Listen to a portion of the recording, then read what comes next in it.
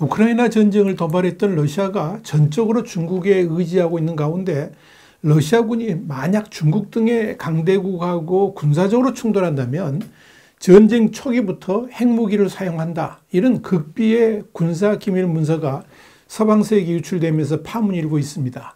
유출된 러시아 극비 문서를 와이타임스가 분석해 봤습니다. 지금 시작합니다.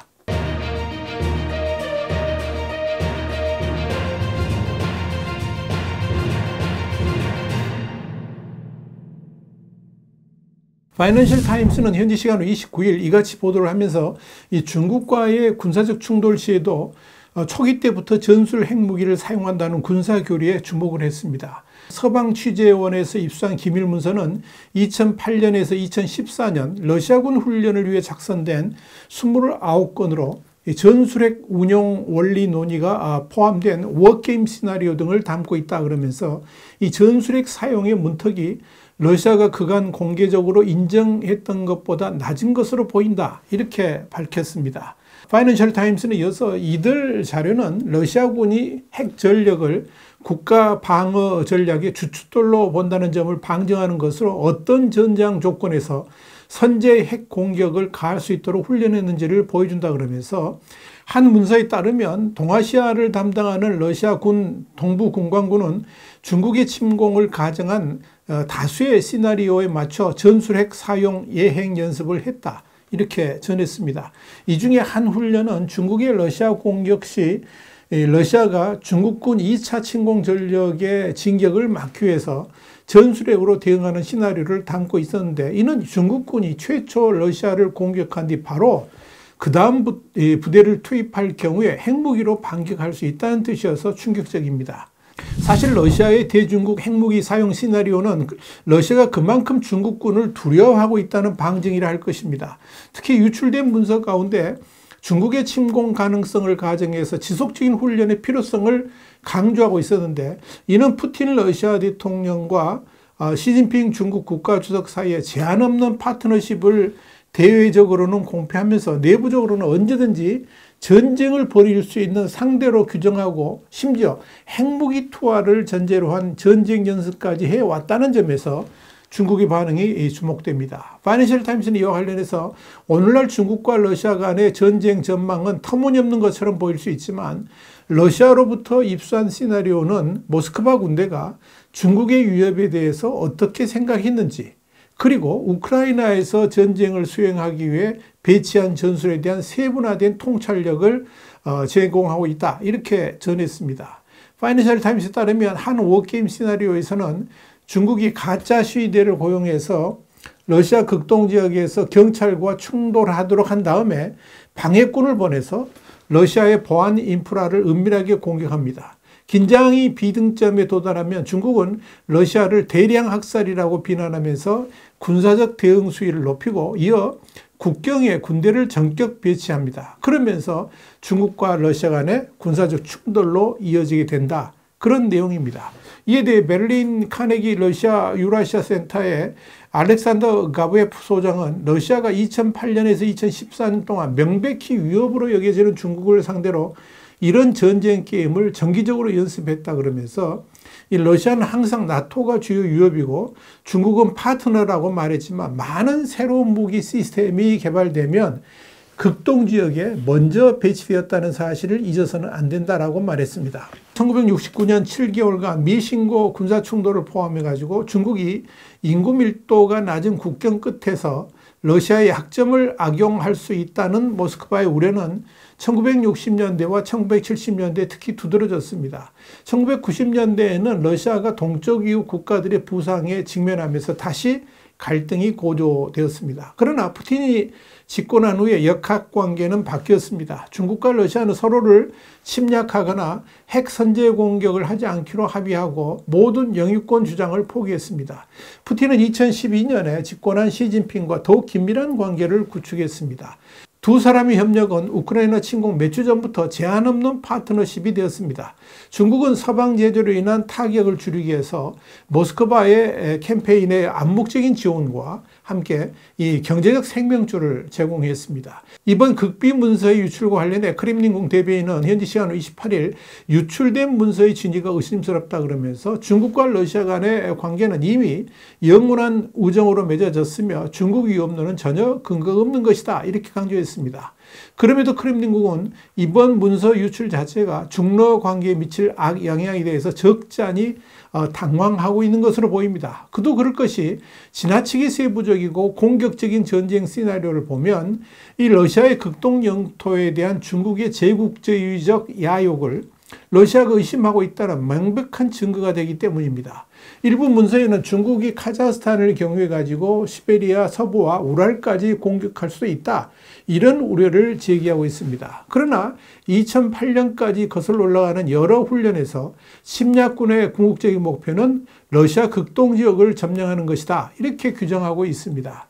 이런 음모론은 러시아 내 중국 디아스포라에 대한 러시아의 두려움을 강조하고 있고 이들은 중국의 명백한 외교 정책 도구로 묘사되고 있습니다. 그러나 2010년 인구조사에 공식적으로 기록된 중국계 인구는 2만 9천 명 정도로 아주 적습니다. 또한 2014년 7월에 발표된 카자흐스탄과 서부 시베리아 침공에 초점을 맞춘 여러 훈련 중 하나는 중국이 그곳에 더 많은 생활 공간을 확보해서 이들 국가를 자원식민지로 만들고자 한다라고 설명을 하고 있습니다. 물론 러시아는 최근 들어서 중국에 대한 경계를 낮추고 있는 것으로 보입니다.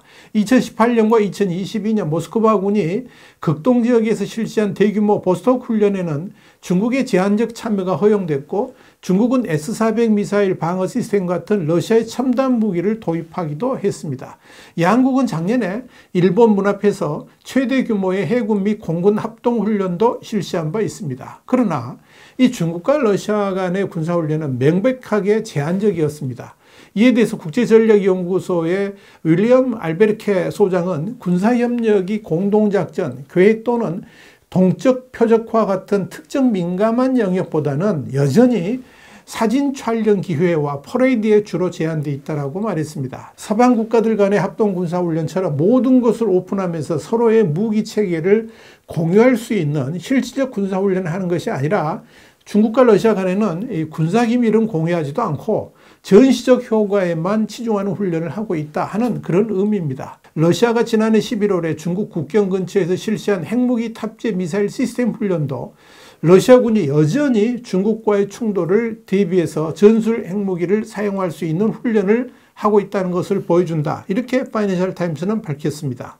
또한 파이낸셜 타임스에 따르면 러시아와 중국 간의 경쟁 구도는 특히 이 중앙아시아에서 여전히 남아 있습니다. 왕립합동군사연구소의 잭 와틀링 선임연구원은 이 문서에서 러시아가 카자흐스탄에 초점을 맞춘 것은 중앙아시아에서 중국의 도전이 군사 외교를 통해서 어떻게 다가오고 있는지를 보여준다 그러면서 카자흐스탄의 전문 인력이 러시아를 능가하는 규모로 중국 참모대학에 초청돼서 군사교육을 받고 있다고 전했습니다. 바로 이런 점을 러시아는 불안한 시선으로 바라보고 있다는 겁니다.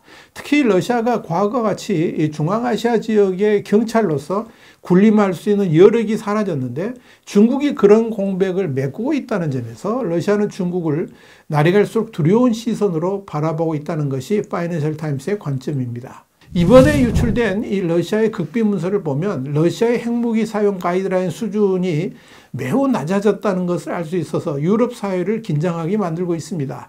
한 해군 훈련 문서는 적군의 러시아 영토 내 진입, 국경 경비 책임을 진 이 부대의 패배, 재래식 무기를 이용한 적의 공격, 임박 등 폭넓은 전술핵 공격 기준을 제시를 했습니다.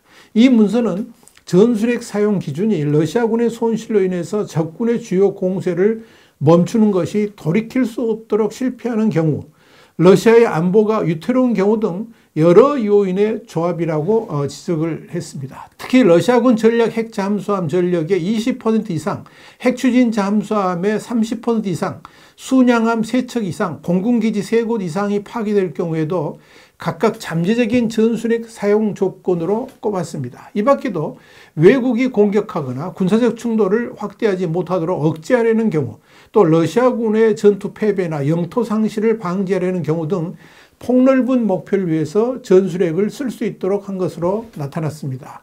물론 이번 자료가 작성일이 10년은 지난 문서들입니다만은 여전히 현 러시아군의 교리와 관련이 있다라고 보고 있습니다. 특히 러시아가 우크라이나 전쟁을 치르면서 툭 하면 핵전쟁을 거론했다는 점도 사실 이런 핵전쟁 가이드라인에 기초한 것이라는 점에서 깊은 우려를 낳고 있는 것입니다. 푸틴 대통령은 지난해 러시아의 핵무기 교리상 적의 핵무기 선제 공격에 대한 보복 공격인 경우에 또 재래식 무기가 사용됐는데도 러시아라는 국가의 존립 그 자체가 위협을 받을 경우 등 두 가지 핵무기 사용 가능 요건이 있다라고 밝힌 바 있습니다. 카네기 러시아 유라시아 센터의 알렉산드르 가브예프 국장은 이런 문서가 공공 영역에서 보도된 것은 처음 본다 그러면서 이들 문서는 러시아가 전통적인 이 방식으로 원하는 결과를 달성할 수 없을 경우에 핵무기 사용의 문턱이 매우 낮다는 점을 보여준다. 이렇게 평가를 했습니다.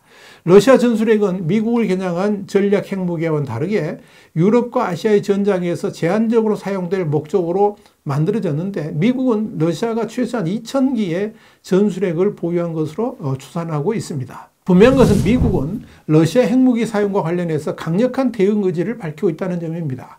우크라이나 전쟁 발발 이후에 러시아가 끊임없이 핵무기 사용을 언급하자 미국은 만약 러시아가 핵무기를 사용한다면 미국은 즉시 나토와 함께 대응할 것이다. 이렇게 경고한 바 있습니다. 이러한 미국의 대응을 본격적으로 다루는 곳이 제이크 설리번 백악관 국가안보보좌관의 주도로 결성된 타이거 팀입니다. 타이거 팀은 백악관 국가안보회의 내 특수사안 해결을 위해 구성된 긴급 TF팀을 말하는 것으로 핵무기를 비롯한 러시아의 파괴무기 그러니까 WMD 사용을 대비하고 있습니다. 화이트타임 정세 분석이었습니다. 감사합니다.